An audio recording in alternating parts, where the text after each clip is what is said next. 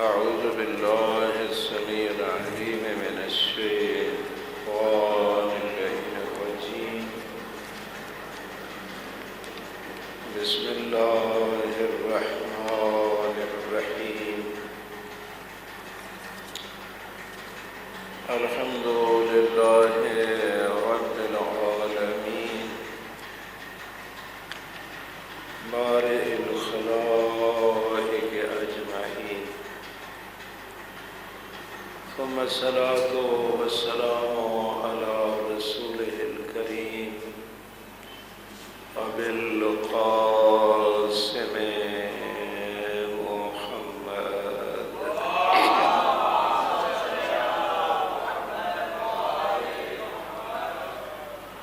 وعلى آله الطيبين الطاهرين المعصومين الذين أذهب الله عنهم الرجس وطهرهم تطهيرا.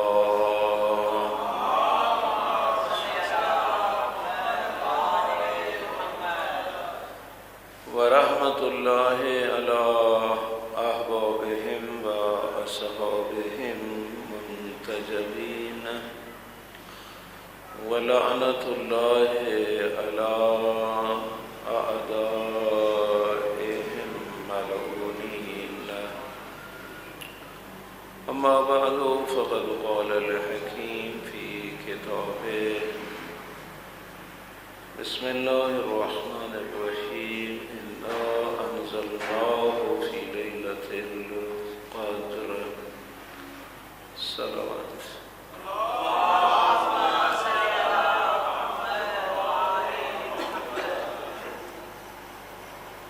قرآن مجید کے بارے میں جو ہم شیعہ کا عقیدہ ہے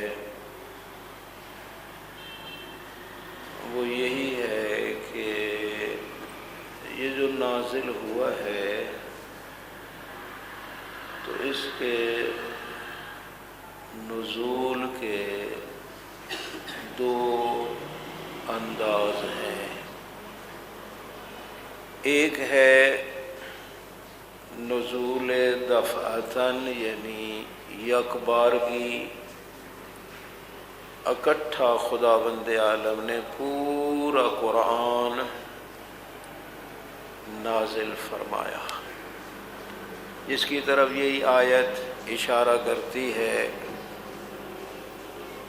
کہ انا انزلناہ فی لیلۃ القدر، کہ ہم نے قرآن مجید کو شب قدر میں نازل کیا، یعنی ایک ہی رات ہے. یا شہر رمضان الذی انزل فیہ القرآن، یا ماہ مبارک رمضان ایسا ہے کہ جس میں قرآن نازل کیا گیا. تو چونکہ شب قدر ماہ رمضان میں ہی ہے تو ان دو آیتوں میں تو کوئی تضاد نہیں ہے. لیلۃ القدر، شب قدر وہی ماہ رمضان المبارک کے راتوں میں سے ایک رات ہے. لہذا گویا کہ یہ دونوں آیتیں ایک ہی چیز کو بیان کر رہی ہیں کہ قرآن مجید ایک رات میں نازل ہوا ہے. کہاں نازل ہوا ہے ایک رات میں؟ اس میں پھر دو رائے ہیں. ایک تو یہ ہے کہ لوح محفوظ سے بیت المعمور پہ اکٹھا نازل ہوا. بیت المعمور آپ جانتے ہیں کہ کعبہ کے سیدھا اوپر چوتھے آسمان پہ عرشی مخلوق کا قبلہ ہے، کہ لوح محفوظ سے وہاں نازل ہوا. دوسرا جو کثرت کے ساتھ روایات ہیں وہ یہ ہے کہ ایک ہی بار قلب پیغمبر خدا پہ نازل ہوا. کلیات ایک ہی بار نازل ہوئے، پھر موقع کی مناسبت سے 23 سالوں میں وہ آیات اور صورتوں کی شکل میں وقت کے تقاضوں کے مطابق 23 سال میں پیغمبر خدا پہ نازل ہوا۔ یہ ہے نزول تدریجی، درجہ بدرجہ جس طرح ضرورت پڑی۔ قرآن مجید صورتوں کی شکل میں کم نازل ہوا، زیادہ آیات کی شکل میں نازل ہوا۔ آیتیں ہوتی تھیں، ایک آیت آئی، دوسری آئی، تیسری آئی، اس طرح پیغمبر خدا کو اس وقت پتہ چلتا تھا کہ یہ سورت مکمل ہو گئی ہے جب دوسری سورت کی بسم اللہ الرحمن الرحیم نازل ہوتی تھی، تو پھر پتہ چلتا تھا کہ پہلا سورہ مکمل ہو گیا ہے۔ اور یہ بھی ہے کہ بعض آیات جو بعد میں نازل ہوئی ہیں، سید الانبیاء کو حکم ہوتا تھا کہ ان آیات کو فلاں سورت میں فلاں آیت کے بعد رکھو۔ تو یہ جو ترتیب آیات ہے، اس کو اصطلاح میں کہتے ہیں توقیفی، یعنی کسی عام بندے کی مرضی سے یہ ترتیب آیات نہیں ہے، بلکہ حکم خدا سے سید الانبیاء جہاں حکم ہوتا تھا آیت کو وہاں رکھتے تھے، اس کو توقیفی کہتے ہیں۔ اور صورتیں بھی توقیفی ہیں، صورتوں کے نام بھی توقیفی ہیں، یعنی نام بھی بندوں نے نہیں رکھے، پیغمبر خدا نے خود یہ اسماء گرامی ان صور کے معین فرمائے۔ تو اگر ہم اس کے قائل ہو جائیں کہ صورتوں کے نام خود پیغمبر خدا نے رکھے ہیں اور ترتیب بھی صورتوں کی خود نبی اعظم نے دی ہے، یہ ترتیب نزولی نہیں ہے، یعنی جس طرح قرآن نازل ہوا ہے، نازل تو پہلے سورہ اقرا ہوئی ہے نا، لیکن آپ کے قرآن مجید میں تو آغاز سورہ فاتحہ سے ہوتا ہے۔ تو یہ ترتیب نزولی نہیں کہ جس طرح نازل قرآن ہوا، جو پہلے سورت آئی وہ پہلے آئے، جو بعد میں آئی بعد میں، ایسا نہیں ہے۔ یہ ترتیب خود پیغمبر خدا نے حکم خدا سے دی۔ تو یہ جو موجودہ ترتیب ہے، اس میں اگر آپ غور کریں تو سورہ حمد کا نام کیا رکھا گیا؟ فاتحۃ الکتاب، فاتحۃ الکتاب۔ تو اس کا معنی تو یہ ہے کہ نبی کی زندگی میں قرآن کتاب کی شکل میں موجود تھا، ورنہ فاتحۃ الکتاب کا کیا معنی؟ فاتحہ یعنی آغاز، افتتاح، کتاب جہاں سے شروع ہوتی ہے اس کو کہتے ہیں فاتحۃ الکتاب۔ سورہ حمد کا نام ہے، ایک حمد نام ہے، دوسرا فاتحۃ الکتاب۔ تو جب نام پیغمبر خدا نے خود رکھے ہیں، حمد کا فاتحۃ الکتاب نام رکھنا دلیل ہے کہ اسی شکل میں قرآن مجید نبی اعظم کی زندگی میں لکھا جا چکا تھا، لیکن تھا مختلف، کچھ کاغذ پہ تھا، کچھ ریشم کے کپڑے پہ تھا، کچھ کھجور کے پتوں پہ تھا، کچھ درختوں کے کھال پہ تھا۔ تو یہ جو کہا جاتا ہے کہ فلاں ہستی کے دور میں قرآن کو لکھا گیا یہ سوائے افسانہ کے اور کچھ بھی نہیں۔ وہ کام جنہوں نے نہیں کیا ان کی طرف یہ نسبت دی گئی ہے۔ نہ فاتحۃ الکتاب، روایات یہاں کہتی ہیں کہ جب بھی کوئی آیہ کریمہ نازل ہوتی تھی تو سید الانبیاء بلاتے تھے کاتب کو، اور اس کاتب کو کہتے تھے کہ اس آیت کو لکھو۔ کاتب وحی جن کا نام ہے، کاتب وحی ڈھیر سارے جو 2-2.5 سال مثلاً حضرت کی زندگی سے باقی تھے یا قرآن کے نزول تدریجی سے وہ مسلمان ہوئے ہیں، ان کو فی شرف کاتب وحی کا دیا گیا ہے۔ ایسی بات نہیں ہے، خود سید الانبیاء کتابت کرواتے تھے، اور روایات کہتی ہیں کہ آپ صلوات پڑھیں، میں ایک روایت آپ کو سناؤں۔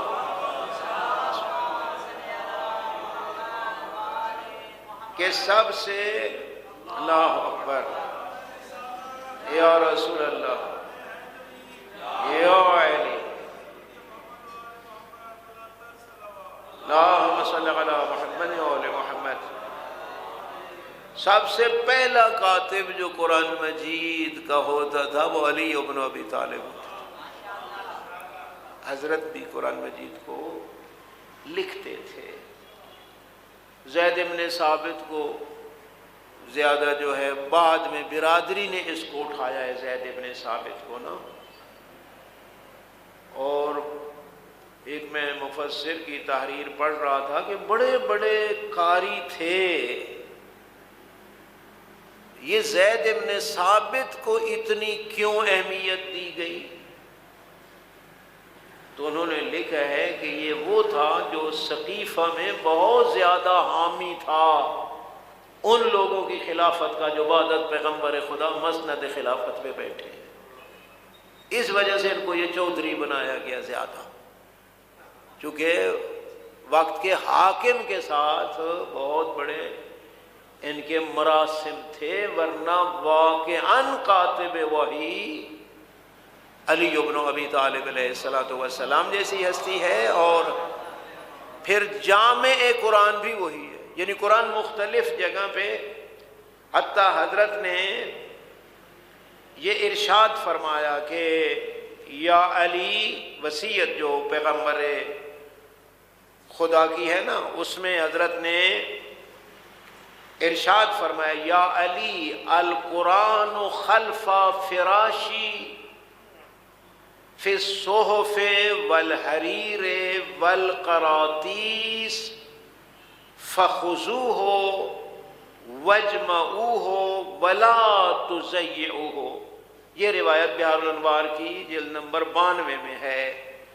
حضرت نے اپنے وصال سے کچھ وقت پہلے وصیت فرمائی کہ یا علی، یہ قرآن مجید میرے بستر کے پیچھے ہے، پڑا ہے، اور یہ مختلف چیزوں پہ ہے۔ ایک صحف میں ہے، صحف جو تحریر چمڑے پہ لکھی جاتی تھی نا، اس کو عربی میں صحف کہتے ہیں، اور صحیفہ بھی اسی سے ہے۔ پھر وہ سب کو اکٹھا جب کیا گیا تو پھر وہ مصحف بنا، یعنی جو تحریریں وہ چمڑے پہ صحیفہ میں ہیں، یعنی چمڑے پہ لکھی ہوئی ہیں، والحریر کچھ ریشم پہ لکھا ہوا ہے، والقراطیس کچھ کاغذ پہ لکھا ہوا ہے۔ اور اس دور میں بھی چائنا کا کاغذ سب سے اچھا ہوتا تھا، یعنی اس دور کی بات ہے۔ یہ لوگ یعنی یہ باقاعدہ تفسیر میں نے پڑھا کہ اس دور میں چائنا والے بھی ان کا کاغذ، بلکہ یہ امام جعفر صادق علیہ السلام سے جب ایک دہریہ آیا تھا نا، تو اس نے کہا تھا کہ اے جعفر تو نے تو یہ روٹی کا ایک سلسلہ بنایا ہوا ہے نا، یہ جو دین سے کھاتا ہے. تو حضرت نے فرمایا نہیں، اگر میں نے روٹی کمانا ہوتی نا تو میں چائنا میں ایک خاص مٹی ہے وہ منگواتا اور اس کے برتنوں سے میں تجارت کرتا. یعنی اس دور میں بھی یہاں یہ لوگ کچھ ترقی یافتہ، یا وہاں مثلا ریشم ہے، میں وہ ریشم کے کیڑے منگواتا اور میں اس سے تجارت کر کے روٹی کماتا. یہ جو میں کہتا ہوں روٹی نہیں، یہ دین الہی ہے جو میں تمہیں حکم خدا ہے. تو کاغذ پہ بھی کچھ ہو، یعنی یہ کچھ وہ بریکٹ والی معلومات جو ہوتی ہیں تو نشر کر دیتا ہوں. تو اس پہ ہے فرمایا فخذوہ، اس کو لے لو، وجمعوہ، اس کو اکٹھا کرو. پورا قرآن لکھا پڑا ہے فلا تضیعوہ، اس کو ضائع نہیں ہونے دینا. تو اس لحاظ سے اگر آپ دیکھیں تو کل جس طرح عزیز القدر پڑھ رہا تھا کہ انہا تذکرہ فمن شاء ذکرہ فی صحف مکرمہ، کہ یہ جو قرآن مجید ہے یہ نصیحت کا ایک ذریعہ ہے. جو چاہے قرآن سے نصیحت حاصل کرے. یہ قرآن مجید بڑے مکرم صحیفوں کے درمیان موجود ہے. یہ قرآن کہہ رہا ہے، آیت ہے. یعنی اس دور میں گویا کہ قرآن جب نازل ہو رہا تھا تو صحیفوں پہ لکھا ہی جا رہا تھا. فی صحف مکرمہ، یا والطور وکتاب مستور فی رق منشور. آیت ہے، طور کی قسم اور اس کتاب کی قسم جو سطروں کے ساتھ لکھی گئی ہے، فی رق منشور، کھلے ہوئے کاغذوں میں. خود قرآن کہہ رہا ہے کہ یہ چیز نزول قرآن کے دور میں بھی کاغذوں پہ لکھی جا رہی تھی.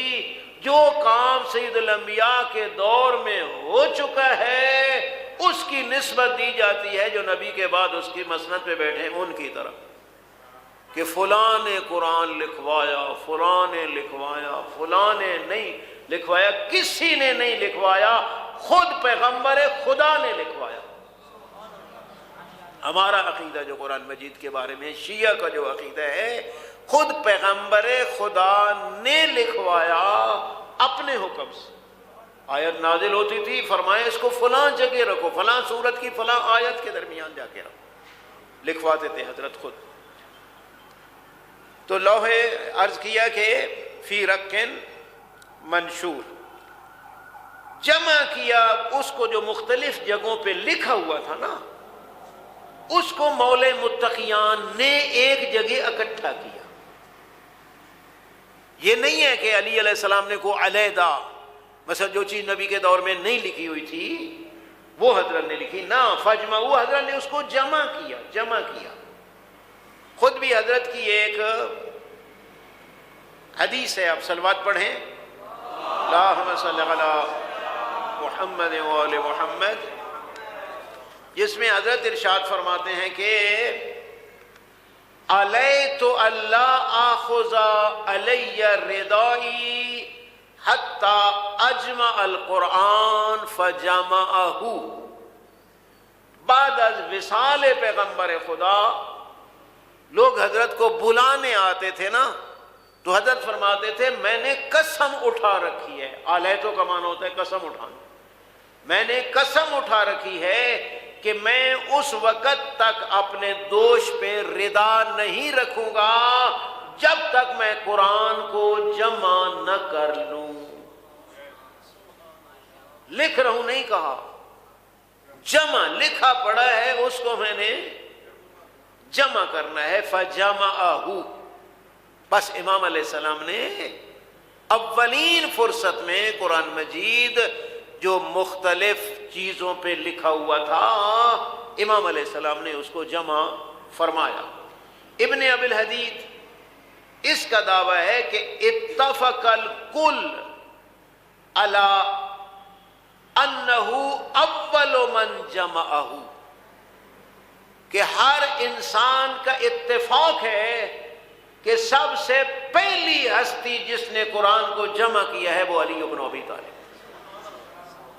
یہ سنی بندہ جو ہے نا ابن ابی الحدید یہ کہتا ہے کہ اتفق الکل، سب کا اس بات پہ اتفاق ہے کہ انہو اول من جمعہ، کہ سب سے پہلی ہستی جس نے قرآن کو جمع کیا وہ علی بن ابی طالب علیہ السلام ہیں، چونکہ سب سے زیادہ قرآن کے عالم بھی علی بن ابی طالب ہے۔ کل بھی عرض کیا تھا، حضرت فرماتے ہیں سمعت رنت الشیطان، جب پہلی آیت نازل ہوئی تھی اور شیطان کی، زید بن ثابت کہتے ہیں کننا حول رسول اللہ نؤلف القرآن من الرقاء، کہ ہم پیغمبر خدا کے ارد گرد بیٹھتے تھے، جب قرآن نازل ہوتا تھا تو ہم رکوں پہ لکھتے تھے، رکوں پہ لکھتے تھے، یعنی حضرت خود اپنے قرآن کو اپنے زبانے میں لکھا رہے تھے۔ عبداللہ ابن عمر کہتا ہے جماعت القرآن فقرأت به كل ليلة فبلغ النبی صلی اللہ علیہ وآلہ وسلم فقال اقرأه في الشهر۔ عبداللہ ابن عمر خود کہتا ہے کہ میں نے پورے قرآن کو جمع کیا نبی کے دور میں۔ اس پہ غور کرنا، عبداللہ ابن عمر یہی عمر ابن خطاب کا بیٹا کہتے ہیں میں نے نبی کے دور میں قرآن کو جمع کیا اور میں ہر رات پورا قرآن پڑھتا تھا، ہر رات میں قرآن ختم کرتا تھا۔ جب یہ بات فبلغ النبی صلی اللہ علیہ وآلہ وسلم، جب یہ میری سپیڈ والا قرآن پڑھنا پیغمبر خدا تک پہنچا تو حضرت نے فرمایا اقرأ فی الشہر، ہر رات نہ پڑھ بلکہ پورے مہینے میں قرآن پڑھ، پورے مہینے میں، پورے مہینے میں۔ توجہ فرمائیں، اس میں نقطہ جو ہے وہ یہ نہیں ہے کہ اس کی رفتار کیا ہے، بات یہ ہے کہ خود عبداللہ ابن عمر کہہ رہا ہے کہ پیغمبر خدا کے دور میں نے قرآن کو جمع کیا اور پوری رات میں اس کو پڑھ دیتا تھا، نبی نے فرمایا کہ مہینے میں پڑھا کرو، تو نبی کے دور میں قرآن بن چکا، تو عبداللہ ابن عمر کہتا ہے کہ میں نے جمع کیا۔ تجھے جو کہتے ہیں کہ فلاں ہستی نے جمع کیا سان نہیں سمجھ ہوتی، یہ ویسے ہی ہے میرے بھائیو، افسانہ ہے، اس کا حقیقت کے ساتھ کوئی تعلق ہو نہیں ہے۔ حقیقت یہ ہے کہ قرآن مجید، اور یہ بھی عرض کرو کچھ تھے کاتب وحی جو فقط پیغمبر خدا کے لیے لکھتے تھے، کچھ ایسے لوگ تھے جو اپنے لیے قرآن لکھتے تھے، کیونکہ اس دور میں کوئی چھاپ خانہ تو تھا نہیں نا کہ بھئی ایک جگہ چھاپ جائے اور پھر سارا، ہر کوئی خود لکھتا تھا۔ تو کچھ کاتبان وحی ہیں جنہوں نے پیغمبر خدا کے حکم پہ قرآن لکھا، اور ڈھیر سارے وہ ہیں جنہوں نے خود اپنے لیے لکھا، جس میں ابی ابن کعب جیسا ہے، ابن مسعود ہے، یہ سارے جن کے مصحف تھے اور جن کو وہ عثمان کے دور میں پھر ایک مصحف کو رکھا گیا اور دوسروں کو جلا دیا گیا، ان سب لوگوں نے اپنے اپنے قرآن جمع کیے ہوئے تھے نا سب نے۔ تو کاتب وحی اصل وہ لوگ ہیں جن کو پیغمبر خدا حکم دیتے تھے کہ تم لکھو، ان میں پہلا علی بن ابی طالب ہے، پہلا کاتب وحی علی بن ابی طالب ہے۔ اور تعصب کی انتہا یہاں تک ہے، ابن حجر مکی علیہ ما علیہ، اس نے معاویہ کو تو لکھا ہے کاتب وحی، علی ابن ابی طالب کا نام نہیں لکھا، یعنی کاتب وحی میں حضرت کا نام نہیں لکھا، جو پہلی رنہ شیطان سن رہے ہیں اور آخری وقت نبی فرما رہے ہیں کہ یہ قرآن پیچھے پڑا ہے یا علی لے جاؤ اور اس کو جمع کرو، ان کا نام کاتب وحی میں اس متعصب نے نہیں لکھا۔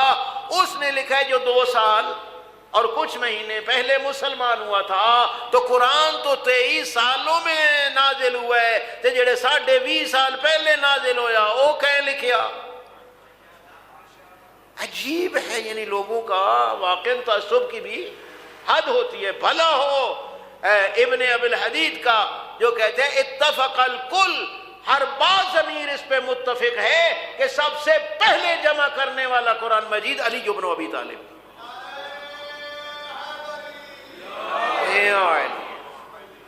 پھر حضرت نے جو فرمایا انی تارک فیکم الثقلین، کتاب اللہ ہے و اطرتی اہل بیت.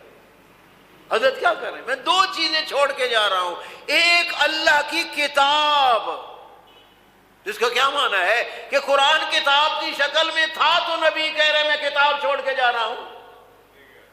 اگر لکھا ہی نہیں گیا تھا تو فی کتاب کہنے کا کیا مطلب ہے کہ 2 چیزیں چھوڑ رہا ہوں، ایک اللہ کی کتاب اور ایک اپنی اطرت.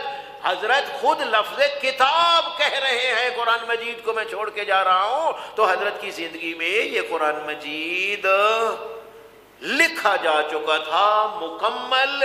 شیعان حیدر قرار کا یہی عقیدہ ہے.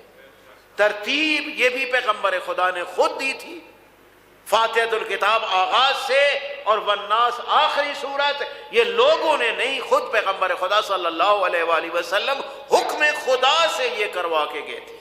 یہ کروا کے گئے تھے. اللہ اکبر، یا رسول اللہ. ایک افسانہ گھڑا جاتا ہے کہ او جنگ یمامہ میں جناب ڈھیر سارے قاری حافظ جو ہیں وہ شہید ہو گئے. تو حضرت عمر نو بڑا احساس ہویا تو اس حضرت ابو بکر نو آکھیا کہ مہربانی کر جویں ہو بھی قرآن مجید لکھا، نہیں تو بالکل اے ضائع ہو ویسی.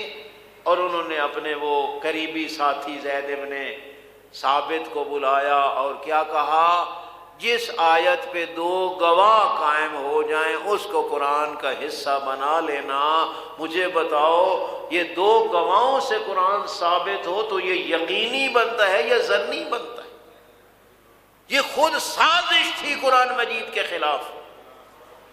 بھائی 2 بندے اگر ایک چیز کے بارے میں گواہی دیں اس سے یقین نہیں آتا، یہ تو آتا ہے ظن، آتا ہے گمان، آتا ہے. یعنی حجیت قرآن کو نیچے لے آنے کی ایک سازش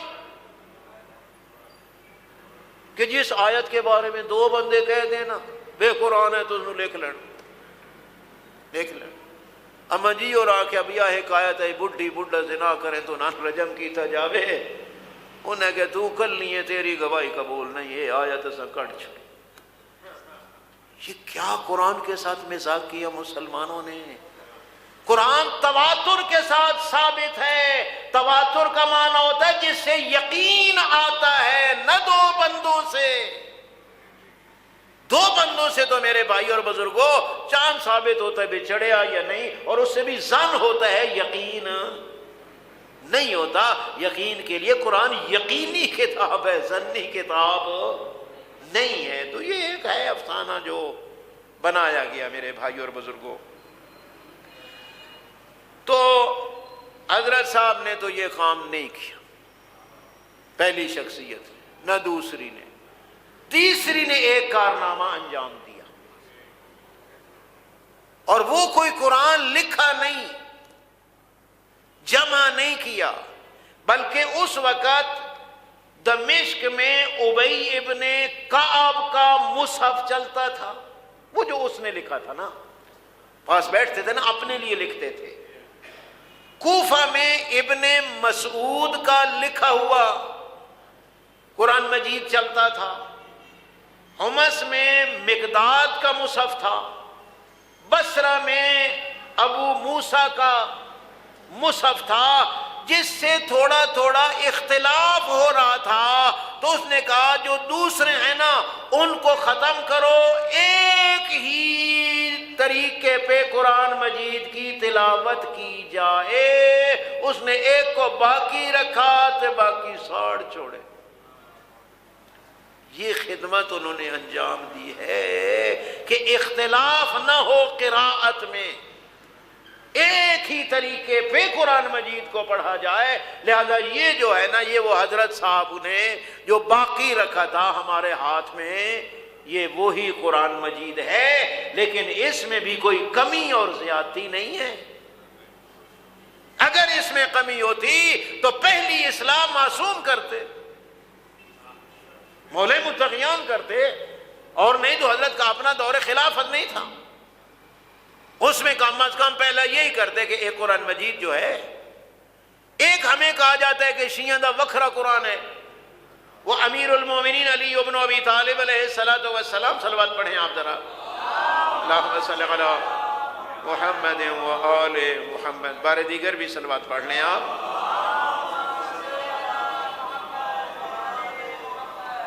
وہ جو قرآن تھا وہ کیا تھا؟ جو کہ حضرت لے آئے تھے نا، تو انہوں نے کہا تھا کہ بھائی نہیں یا علی، ایک قرآن سان قبول نہیں۔ تو انہوں نے فرمایا تم پھر ساری زندگی نہیں دیکھو گے۔ بعد منتیں بھی کرتے رہے، لیکن حضرت نے پھر وہ نہیں، وہ اب معصوم کے پاس ہے۔ اس میں کیا تھا؟ شیخ مفید علیہ رحمہ، ان علی علیہ السلام قدم فی مصحفہ المنسوخ علی الناسخ وکتب فیہ تعویل بعض الآیات وتفسیرها بالتفصیل وشان النزول۔ حضرت نے اس قرآن مجید میں ایک تو یہ ہے نا، ایک آیت ناسخ ہے، دوسری منسوخ ہے، تو ناسخ کو بعد میں آنا چاہیے نا، منسوخ کو پہلے آنا چاہیے۔ اس ترتیب میں کچھ ایسا تھا، منسوخ جو ہے وہ بعد میں ہے اور ناسخ پہلے ہے، تو حضرت نے منسوخ کو ترتیب میں پہلے رکھا اور ناسخ کو بعد میں رکھا، اور دوسرا کام یہ کیا کہ جو سورت، جو آیت جس کی شان میں نازل ہوئی تھی اس کا نام بھی لکھا، شان نزول۔ اب خود بتاؤ، سورہ منافقون میں جو پوری حضرت لسٹ لکھ دے ہوئے فلانا فلانا فلانا منافق، تے پیش بھی کیتا جائے انہاں آگے جنہاں دا نام وچ موجود ہے، وہ کیویں قبول کریں؟ بھئی قرآن نیا نہیں تھا میرے بھائیو، قرآن یہی تھا۔ شان نزول حضرت نے لکھ دیا۔ شان نزول کیا ہوتا ہے کہ کس کی شان میں یہ آیت نازل ہوئی ہے، کس کی شان میں نازل ہوئی ہے؟ شان نزول حضرت بیان کرتے تھے، اور اس کے بعد تفسیر بھی بیان کی، بعض آیات کی تعویل بھی بیان کی۔ تفسیر ظاہر ہوتا ہے، تعویل اس کی گہرائیاں ہوتی ہیں، تو ظاہر ہے ان لوگوں کے لیے ایسا علی ابن ابی طالب کی تفسیر، تعویل اور شان نزول والا قرآن ہضم کرنا مشکل تھا، لہذا انہوں نے کیا کہا کہ یہ ہم قبول نہیں کرتے۔ آیتیں یہی تھیں، صورتیں یہی تھیں، کوئی ان میں اضافہ نہیں تھا، فقط تفسیر موجود تھی، تعویل موجود تھی، شان نزول موجود تھا۔ جس طرح یہ قرآن کی تفسیریں جو موجود ہیں، کیا اس میں آیتیں تو علیحدہ نہیں ہوتی؟ آیتیں تو وہی ہیں نا، 50-100 جلد کی بھی تفسیر ہے، آیات تو وہی 6666 ہے نا، آیات میں کمی زیادتی نہیں تھی۔ صلوات پڑھ لیں آپ ذرا۔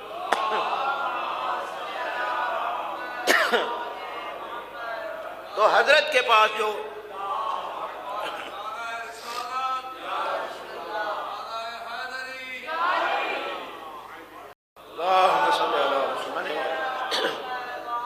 اور حضرت سے خود جب پوچھا گیا تو حضرت نے ارشاد فرمایا وَلَقَدْ جِئْتُهُم بِالْكِتَابِ مُشْتَمِلًا عَلَى التَّنزِيلِ وَالتَّعْوِيلِ، کہ میں ان کے پاس وہ قرآن مجید لے آیا تھا جس میں شان نزول بھی لکھا تھا اور تعویل قرآن بھی لکھی ہوئی تھی۔ نیا نہیں تھا، قرآن وہی تھا، آگے اس کی شان نزول آیت کا اور اس کی تعویل اور تفسیر موجود تھی، اور ظاہر ہے کہ ان کے لیے یہ مسئلہ بڑا مشکل تھا۔ حارث محاسبی نے روایت کی ہے سیوطی سے، سیوطی بہت بڑا عالم دین ہے ان کا، وہ الاتقان فی علوم القرآن میں لکھتا ہے کہ المشہور عند الناس ان جامع القرآن عثمان ولیس کذالک انما حمل عثمان الناس علی القراءۃ بوجہ واحد۔ وہ سنی عالم دین لکھتا ہے کہ لوگوں کے درمیان مشہور یہ ہے کہ قرآن مجید کو حضرت عثمان نے جمع کیا، لیکن کہتا ولیس کذالک، حالانکہ بات ایسے نہیں ہے، عثمان نے جمع نہیں کیا، عثمان نے لوگوں کو فقط ایک قراءت پہ اکٹھا کیا، بس۔ قرآن جمع شدہ تھا، اس کے کئی مصحف تھے، میں نے عرض کیا ہے، کوئی کوفہ میں چل رہا ہے، کوئی بصرہ میں چل رہا ہے، ان کے علیحدہ علیحدہ قاری ہیں، اور پھر تھوڑا پڑھنے میں فرق آ رہا ہے نا، جس کی وجہ سے انہوں نے ایک قراءت پہ لوگوں کو جمع کیا۔ تفسیر بیضاوی کے مقدمے میں ہے، تفسیر بیضاوی مولوی فاضل کے کورس میں بھی ہے، وہ کہتا ہے وَمَا اشْتَهَرَ عَنَّا جَامِعَهُ عثمان فَهُوَ عَلَى ظَاهِرِهِ باطل۔ تفسیر بیضاوی سنی برادران کی ہے، اس کے مقدمے میں لکھتا ہے کہ یہ جو مشہور ہے کہ قرآن کو جمع کیا ہے حضرت عثمان صاحب نے، فرمایا یہ ظاہری طور پہ بالکل باطل نظریہ ہے، یہ شہرت باطل ہے، لِأَنَّهُ إِنَّمَا حَمَلَ النَّاسَ سَنَةَ 35 ہجری علی القراءة بوجہ واحد۔ فقط حضرت عثمان نے لوگوں کو اکٹھا کیا 35 ہجری میں کہ ایک قراءت کے ساتھ قرآن کو پڑھو، مختلف قراءتوں کو چھوڑ دو، بس۔ تو ایک قراءت سے ہٹ کے جو دوسری قراءت والے قرآن مجید تھے ان کو انہوں نے ٹھکانے لگا دیا۔ تو بس کیا نظریہ نکلا ہمارا کہ قرآن پیغمبر خدا کے زمانے میں جمع ہو چکا تھا، لکھا جا چکا تھا، ترتیب بھی وہی ہے قرآن میں جو پیغمبر خدا نے اپنے زمانے میں حکم خدا سے دلوائی، آیات کی ترتیب بھی وہی ہے۔ ہو سکتا ہے ایک روایت مکی ہو، آیت مدینہ میں نازل ہوئی ہو اور پیغمبر خدا نے حکم خدا سے اس آیت کو مکی صورتوں میں داخل کیا ہے، ایسی کئی مقامات موجود ہیں، تو یہ خود حضرت نے اپنی زندگی میں ایسا کروایا تھا۔ باقی یہ کہا جاتا ہے کہ شیعہ تحریف قرآن کے قائل ہیں۔ ایک بڑی اچھی کتاب البیان آغا خوئی رحمت اللہ علیہ کی تفسیر کا مقدمہ ہے البیان، انہوں نے بڑا ہی اچھے انداز سے اس مسئلے کو حل کیا۔ وہ فرماتے ہیں تحریف کی کئی قسمیں ہیں، تحریف یعنی تبدیلی، کئی قسمیں ہیں۔ کچھ قسم کی تحریف قرآن میں ہے اور کچھ نہیں ہے۔ مثلا معنی میں تبدیلی یہ ہے، ہر اپنی مرضی سے ترجمہ کرتا ہے۔ تحریف معنوی، بھائی جس نے ترجمہ کیا ہے کیا آپ یقین سے کہہ سکتے ہیں کہ یہی مقصود خدا ہے؟ نہیں، اپنے ذہن کے مطابق ترجمہ کیا کہ اس آیت کا یہ معنی ہو سکتا ہے، تو معنی میں تبدیلی یہ ایک قسم کی تعریف ہے، یہ قرآن مجید میں ہوئی ہے، اس کا کوئی انکار نہیں کر سکتا۔ اور یہ سارے مختلف ترجمے جو ہیں یہ اس کے شاہد ہیں، سب نے ایک جیسا ترجمہ تو نہیں کیا۔ حتیٰ آپ اپنے شیعہ حضرات کے ترجمے بھی دیکھ لیں تو مختلف نظر آتے ہیں، بعض مقامات پہ برادران اہل تسنن کے تو ساتھ ملائیں تو ڈھیر سارا اختلاف۔ تو معنوی طور پہ تعریف موجود ہے، کچھ ہے حرکت کے لحاظ سے، مثلا زبر ہے، مد ہے، کھڑی الف ہے، کھڑی زبر جس کو آپ کہتے ہیں، یہ بھی قرآن میں اتنی تعریف بھی واقع ہوئی ہے۔ اور اس کی دلیل کیا ہے؟ یہ جو قاری پڑھتے ہیں، مالک یوم الدین بھی پڑھتے ہیں، ملک یوم الدین بھی پڑھتے ہیں۔ قرآن دو طرح نازل نہیں ہونا، یا مالک یوم الدین ہے یا ملک یوم الدین ہے، تو حرکت والی تعریف بھی قرآن میں واقع ہوئی ہے، اس کا کوئی انکار نہیں کر سکتا۔ تیسری جو ہمیں کہتے ہیں نا کہ انہوں نے قرآن مجید کو گھٹایا ہے، اصل جو اس کے قائل ہیں کہ بسم اللہ الرحمن الرحیم قرآن میں سورت کا جز نہیں ہے، انہوں نے پوری آیت کی تحریف کی ہے۔ جو کہتے ہیں بسم اللہ الرحمن الرحیم سورت کا جز نہیں ہے، ہمارا تو کیا عقیدہ ہے شیعہ کا؟ ما بین الدفعتین، یعنی یہ دو جلدوں کے درمیان، ایک یہ دفعہ ہے اور ایک یہ دفعہ ہے، یہ دو کو دفعتین کہتے ہیں، اس کے درمیان جو ہے، جو بسم اللہ سے شروع ہو کے والناس کی سین پہ ختم ہوتا ہے، یہ سارے کا سارا قرآن مجید ہے۔ شیعہ کا عقیدہ یہ ہے۔ تو اب جو کہتے ہیں بسم اللہ الرحمن الرحیم جز قرآن نہیں ہے، تو 114 آیتیں تو کھا گئے، اور یہ خود معصوم نے کہا، ظاہراً معصوم امام جعفر صادق علیہ السلام سے روایت ہے، اللہم صلی علی محمد وآل محمد، کہ حضرت نے فرمایا تھا قرآن کی سب سے بڑی آیت کو انہوں نے چرا لیا۔ بسم اللہ الرحمن الرحیم بڑی آیت ہے میرے بھائی اور بزرگوں، اتنی بڑی ہے کہ خداوند عالم نے آغاز ہی وہاں سے کیا، اقرا بسم ربک الذی خلق، سب سے بڑی آیت کو انہوں نے چرا لیا۔ اور شاید یہی وجہ ہو کہ ہمیں حکم ہوتا ہے کہ اخفاتی نماز بھی پڑھے تو بسم اللہ الرحمن الرحیم بلند آواز سے پڑھے تاکہ چور کا پتہ چلتا رہے۔ اللہ اکبر، یا رسول اللہ، یا علی، زندہ باد، زندہ باد، مردہ باد، مردہ باد، اللہم صلی علی محمد وآلہ محمد۔ وہ تعریف جو نہیں ہوئی، جو محل باس ہے عام لوگوں کے درمیان اور ہمارے درمیان، وہ یہ ہے کہ قرآن کا کچھ حصہ جو ہے وہ قرآن میں اب نہیں ہے، جمعہ دن بکری کھا گئی شاہ جی۔ یہ روایات ہماری کتابوں میں بھی ہیں اور برادران کی کتابوں میں ہماری کتابوں کی نسبت زیادہ ہے، لیکن آغا خوئی رحمت اللہ علیہ نے تحقیق کی البیان میں، انہوں نے لکھا کہ ہمارے ہاں یہ جو روایات کمی والی ہیں، ان سب کا مرکز 3 افراد ہیں۔ روایات ڈھیر ساری، 300 تک روایتیں ہیں یہ، لیکن سب کا جو منبع ہے جہاں سے یہ روایتیں نکلتی ہیں نا تحریف والی، وہ 3 بندے ہیں، 3 بندے، اصل 3 ہیں۔ آگے آپ نے روایت کی، انہوں نے کی، فلاں نے کی، مجھ سے ہی آپ نے روایت کرنی، آپ جتنے ہی بیٹھے ہیں تو ساکڑا مولوی ہیں پہ آتا، تو اصل تو میں ہوں نا، آپ آگے ڈھیر سارے بیٹھے ہیں اس روایت کو، میری بات کو آگے نقل کریں گے۔ تو اسی طرح اصل منبع 3 بندے ہیں، آگے ان سے 300 کے قریب لوگوں نے یہ تحریف والی روایتوں کو نقل کیا ہے، لیکن وہ تینوں بندے کون ہیں؟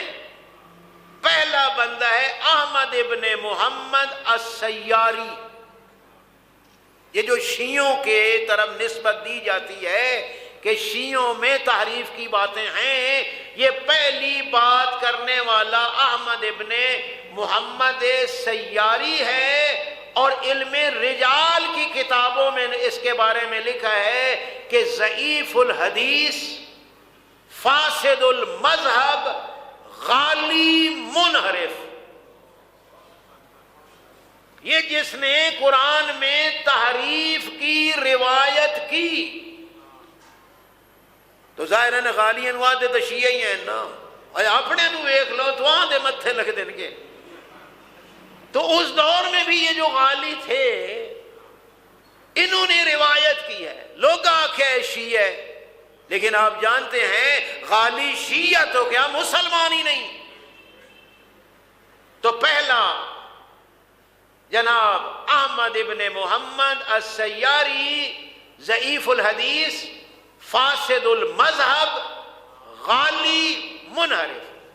دوسرا ہے منہل ابن جمیل اسدی، اس کے بارے میں بھی لکھا لوگوں نے، فاسد الروایت، یہ جو بھی روایت کرتا ہے کوڑ مرندہ، منحرف ہے۔ تیسرا بندہ ہے محمد ابن حسن ابن جمہور، کہا یہ ضعیف ہے اور فاسد المذہب ہے۔ شیعہ کی جتنی روایات تحریف والی ہیں ان کے بیان کرنے والے یہ تین ہیں، ان تینوں پہ لعنت۔ یہ سارے ان کا مذہب تشیع کے ساتھ کوئی تعلق نہیں ہے۔ ایک اشتباہ لوگوں کو ہوتا تھا، مثلا بعض آیت کو لکھتے تھے نا تو آگے آیت کا شان نزول درمیان میں لکھ دیتے تھے، لوگ سمجھتے تھے شیعہ قرآن ودھا چھوڑیا۔ مثلا یا ایھا الرسول بلغ ما انزل الیک من ربک، بریکٹ میں لکھ دیا فی علی ابن ابی طالب، تو یہ تفسیر ہے، یہ فی علی ابن ابی طالب قرآن کا حصہ نہیں ہے۔ یہ مفسر نے لکھا نا کہ خداوند عالم نے ارشاد فرمایا کہ اے میرے حبیب پہنچا دے وہ پیغام جو تیرے اوپر تیرے رب کی طرف سے نازل ہو چکا ہے، یعنی علی ابن ابی طالب کے بارے میں جو پیغام نازل ہو چکا ہے وہ لوگوں تک پہنچا دے۔